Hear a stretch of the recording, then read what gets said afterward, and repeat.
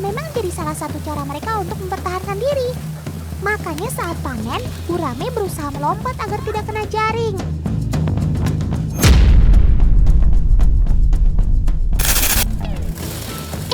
Tunggu dulu, ini kan sudah di darat. Kok kalian masih bisa lompat-lompat begitu sih? Otan jadi heran.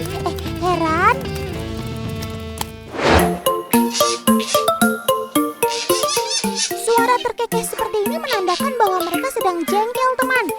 Ya gimana enggak, walaupun binturong hidup berkoloni, tapi kalau soal makanan, mereka tetap bersaing satu sama lain. Saat ini Rambo berusia 19 tahun. Ia sudah dirawat oleh Mbah Wanto sejak berukuran sekitar 1 meter. Jika dirawat dengan baik, Sobat Otan ini bisa hidup hingga 40 tahun loh. Itu artinya, sekarang si Rambo sudah memasuki fase dewasa.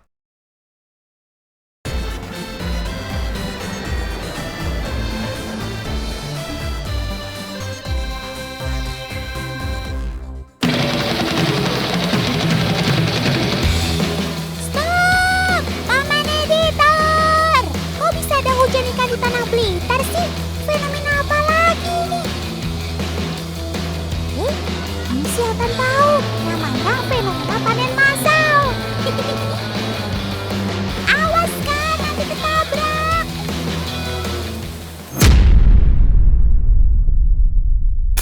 Tuh kan, Otan mau bilang hati-hati, telat. Maaf ya kak. Kalau udah urusan sama ikan satu ini, kita harus kudu ekstra hati-hati nih. Tahu gak alasannya apa? Nanti Otan ceritain ya, biar makin penasaran. Kita lihat cerita awal ya. Wih, Kak Lintang udah siap tuh. Ayo kak, kita mulai. Gas! Tan, saatnya kita panen gurame nih. Ayo kak. Let's go kak, mari kita panen. Bukan, baru saja kita mulai Sobat Otan ini udah pada heboh. Sekarang udah tahu kan kenapa Kak Lintang pakai perlengkapan seperti ini? Karena ya begini kondisinya.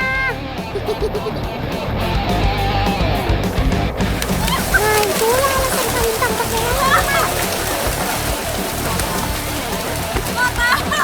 Saya pun digigit, ternyata pun juga ditampar-tampar sama gurame ya.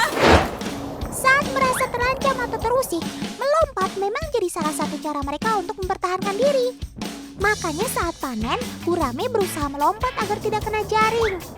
Lompatan mereka bisa setinggi ini karena didukung oleh tubuhnya yang ramping dan ekornya yang kuat. Jadi deh tuh, ia bisa melesat ke udara dengan mudah. Mantap sob!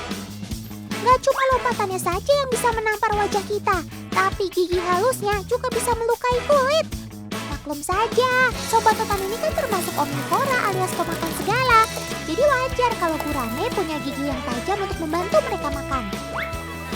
1, 2, 3, 4, 5. Wah!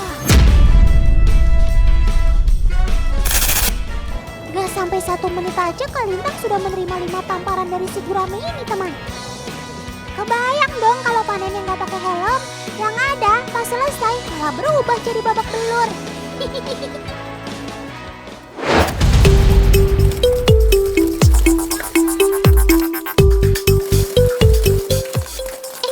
Tunggu dulu, ini kan sudah di darat. Kok kalian masih bisa lompat-lompat begitu sih? Otak jadi heran. Tan, katanya gurame itu salah satu ikan yang bisa paling lama bertahan hidup di darat loh. Oh iya, Otan baru ingat. Gurame kan punya insang tambahan berupa labirin. Labirin sendiri berfungsi sebagai penyimpanan cadangan oksigen, sehingga ikan bisa bertahan pada beberapa kondisi. Salah satunya ketika sedang tidak berada di air. Jadi wajar ya kalau setelah dipanen, Sobat Otan ini masih bisa bergerak, bahkan lompat-lompat seperti ini. Wih! Oh iya teman, ikan gurame baru bisa dipanen saat bobotnya sudah di kisaran 4 ons hingga 1 kilogram. Kayak yang dipegang Kak Lintang nih, bobotnya bisa sampai 7 ons deh. Besar banget. Bahkan besarnya bisa melebihi telapak tangan orang dewasa. Juara. Biasanya dari satu kolam, paman bisa mendapatkan hasil panen sebanyak 8 kuintal. Ini sih bisa buat makan satu kelurahan ya.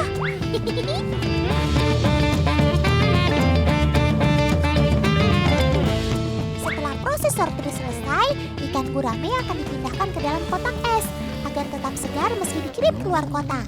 Berangkat!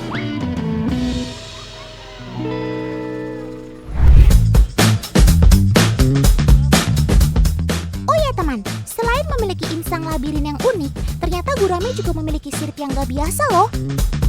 Karena bentuk dan fungsinya sangat unik, sehingga berbeda dengan ikan lainnya. Selain sebagai alat untuk berenang, fungsi sirip pada ikan gurame juga berfungsi untuk mengenali sesama jenisnya.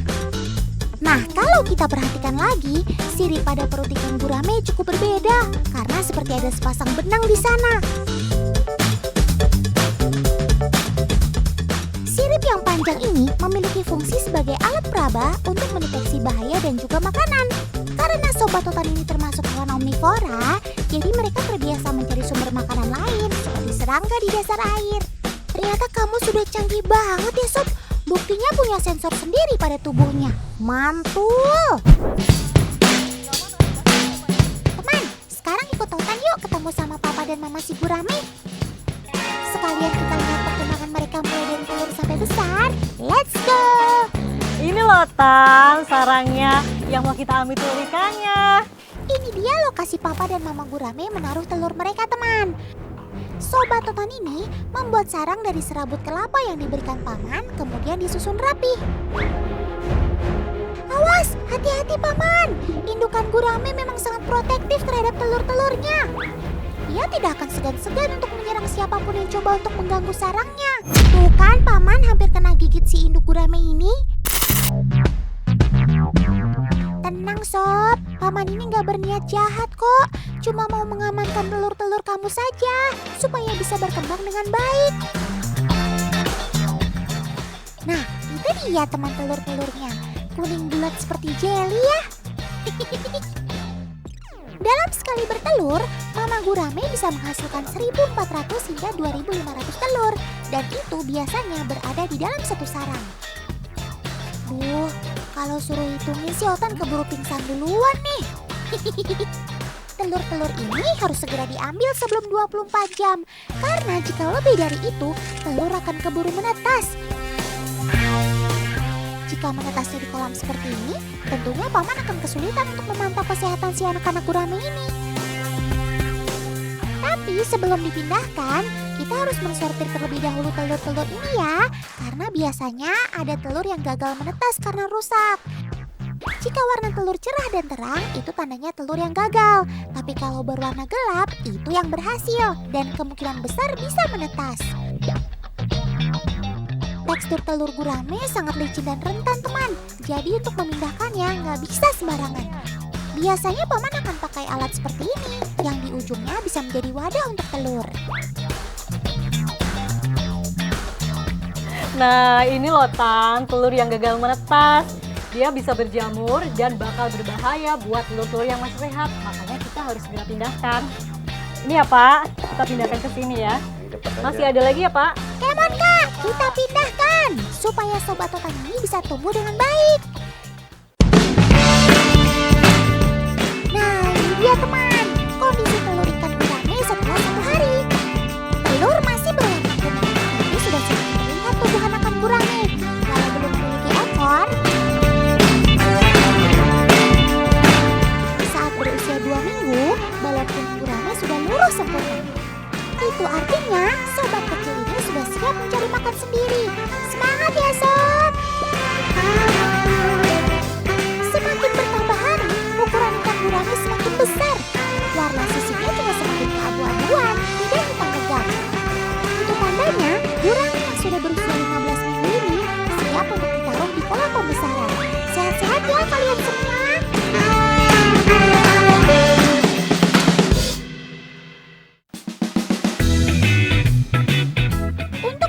Ikan gurame dengan kualitas super, indukannya juga harus super teman. Nah, kali ini paman mau mengambil indukan gurame jantan untuk dipijah. Kita intip yuk, indukan gurame itu sebesar apa ya?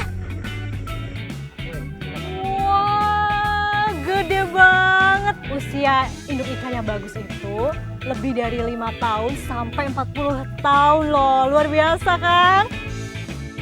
Hah, apa? Bisa sampai 40 tahun? Wah, ternyata panjang umur juga ya kamu Sob. Mantul! Ciri indukan gurame yang berkualitas itu adalah yang memiliki ukuran besar, tidak cacat, siripnya normal, serta pergerakan renangnya juga baik. Kalau udah ketemu indukan spek begini, itu sih seperti nemu harta karun ya.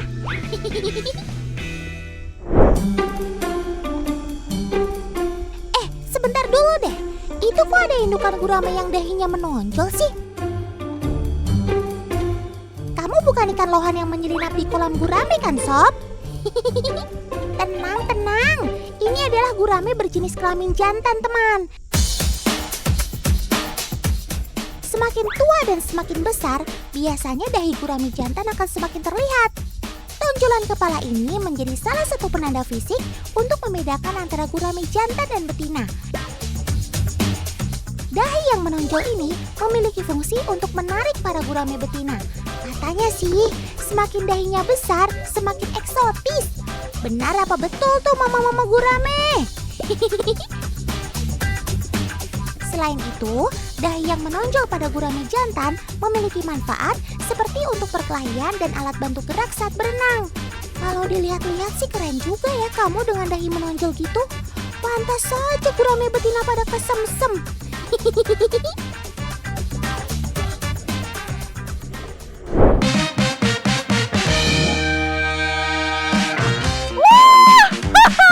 Ya, dia mau gurame. Yeay! Loh, Kalintang kenapa ya? Tidur kok kelihatan senang gitu? Pasti lagi mimpi nih. Ternyata cuma mimpi. Ya ampun, memang Kalintang mimpi apa sih? Tan, Kalintang mimpi dapat gurame. Kalau menurut mitos nih, Kalintang bakal dapat jodoh tuh. Masa sih, Tan? Ah, cuma mitos kali. Tapi lagi-lagi ini hanya mitos ya teman.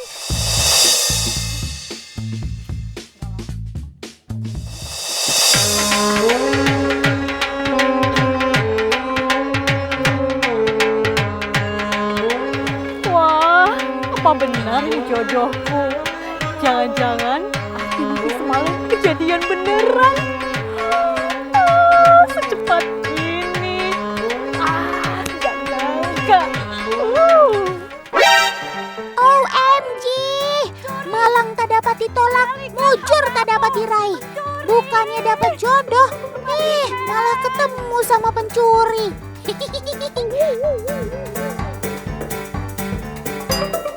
Mau jalan-jalan aja.